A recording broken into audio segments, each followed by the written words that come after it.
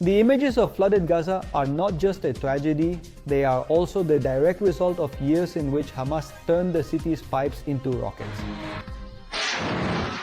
While that's happening right next door, in Iran, they're celebrating that it finally rained, until they discovered that the water also comes to reveal the complete collapse of the regime. And when it comes, it can be very strong. Greetings, I'm Ari. What's happening in Gaza and Iran tells a much deeper story. When leaders prioritize war, propaganda, and power, nature always ends up collecting a bill. And as always, it's the civilians who pay the price. In the last 72 hours, Gaza has received the first heavy rains of the season. Usual Mediterranean autumn rains, typical as winter nears. Nothing extreme, nothing out of the ordinary. What's the problem? Gaza no longer has cities, it has camps on sand, soil without drainage, streets without sewers, and a sewage system turned into ruins. The images coming out are very harsh. Tents literally floating, soaked mattresses, children with water up to their knees, even up to their waist. Makeshift kitchens, flooding, and families struggling to live. How do these images affect you? What emotions do they stir? What do you think about today, this day?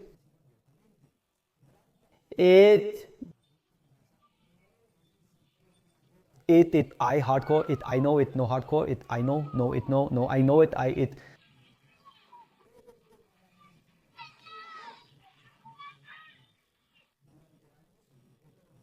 Turn on.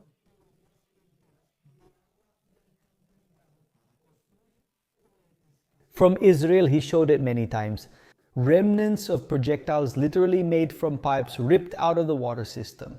Not just the evidence of the rockets they launched themselves. They recorded their own videos for publicity, for propaganda, digging up the pipes and showing off like heroes. Using these entire networks to make munitions to attack Israel. And this isn't an opinion, it's a documented fact.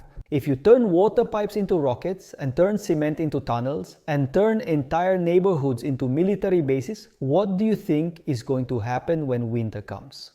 Exactly, there won't be any drainage, there's no infrastructure, obviously there's nothing left. That's the kind of thing they didn't consider when they decided to start this 2-year war against Israel. And the next one, the Gazan civilian. The one who doesn't decide anything, the one who just wants to live, ends up sleeping on a puddle of water mixed with sewage because many latrines are also destroyed. Gaza is flooded by rain today, but also by decades of decisions that never considered the population. Only in the next war and in their goal, which has always been to destroy Israel no matter the cost, to dismantle Israel. All the pipes in half the house. Nature doesn't understand propaganda. The rain falls just the same. And in Gaza, the rain shows exactly what was never left behind, a territory with no future because it was emptied to manufacture war. While here we see Gaza underwater, in Iran they're experiencing something just as contradictory. After months of brutal drought, negative water cuts, rain, reservoirs almost empty, and cities getting ready to ration water, now at last the rains have arrived. It finally rained in Iran, and those same rains are now causing floods in several provinces in the west and northeast of the country. Why? Because when a country experiences a prolonged drought, the soil becomes dry and hard, unable to absorb the water. And when it rains the way it's raining now, everything runs off on the surface. Add to this the fact that if there is no drainage, no planning, no infrastructure, the same thing happens as in Gaza. The rain turns into a disaster. The rain that's supposed to be a blessing becomes a deadly enemy. But here comes the uncomfortable point, the one that hurts the regime. Iran isn't like this because of the rain, it's like this because of decades of corruption, mismanagement, and distorted priorities. Meanwhile, the regime invests billions of dollars in militias in Lebanon, in weapons for the Houthis, in ballistic missiles, in aggressive propaganda against Israel. The real country, the one that depends on water, agriculture, electricity, and work, is simply collapsing. The protests over water are no longer isolated cases, they are constant, they are nationwide, they are a sign that the patience of the Iranian citizen is running out. And although we can't talk about open military uprising, there are more and more reports of internal discontent, of troops who don't want to keep repressing, of doubts within the apparatus that supports those in power. There are more and more videos of soldiers hiding their faces, coming out and saying they will no longer support the Iranian regime led by Khamenei. The regime knows it can control protesters, but it can't control the drought and it can't control the rain either. When a regime is dedicated to threatening the world but can't guarantee clean water to its own people. Their crisis isn't a climate one, it's a moral one, and right now a social crisis is erupting in Iran. The latest images reported just tonight show large demonstrations by so-called millennials, the new generation that's coming to take over the country. And they've decided to raise their voices and say no more to what the regime is doing to the Persian country. Alright, now let's move back to Gaza, because a few days ago we talked about the group of between 100 and 200 Hamas fighters who were trapped near the area known as the Yellow Line, in tunnels blocked by Israeli operations on the Israeli side, not on the Gazan side. So let's do a brief but very important update. They're still trapped. Hamas doesn't want to acknowledge it, Israel doesn't want to release them, the United States for Israel, making it seem like a win for Hamas. But they don't want to leave. They don't want to surrender. There are rumors about the possibility of even deporting them to a third country, but nothing has been confirmed by any serious authority. For now, it's just a frozen negotiation point. Meanwhile, the Hamas fighters there who refuse and resist leaving are running out of food and water. And there is talk that Israel might bring food access points closer. This obviously leaves a lot to be said, many differing opinions here in Israel, and of course I imagine on your side as well. Let me know what you think about all this in the comments.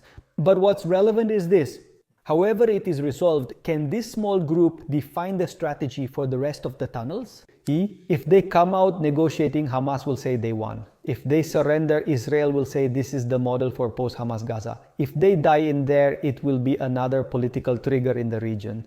That's why everyone is handling it like a delicate piece of the puzzle.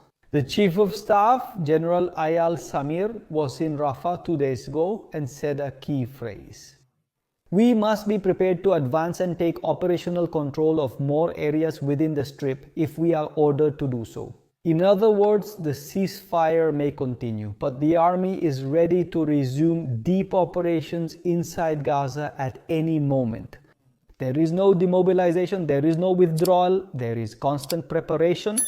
That message was directed at two audiences, one for Hamas: if they break the agreement, we will go in. And for the internal audience in Israel, for the Israeli population, nothing is over, it's just on pause.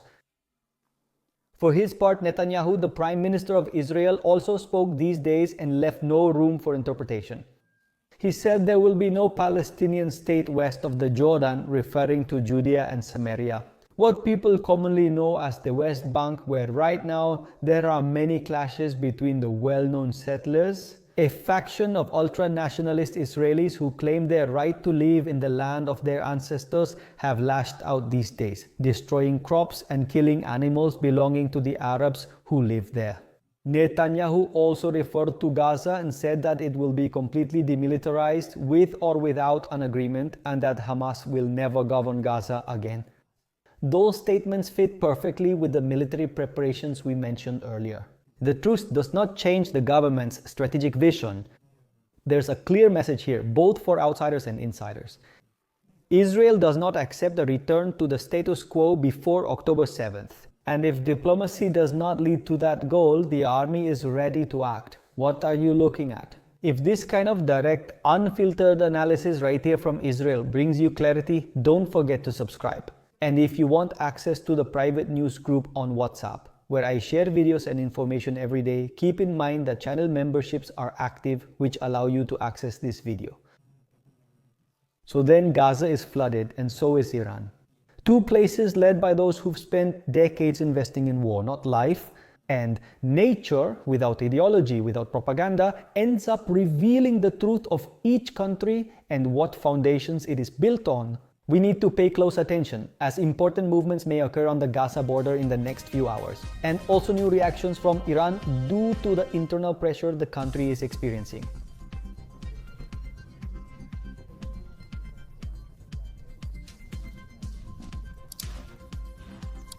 Thank you for being here. See you.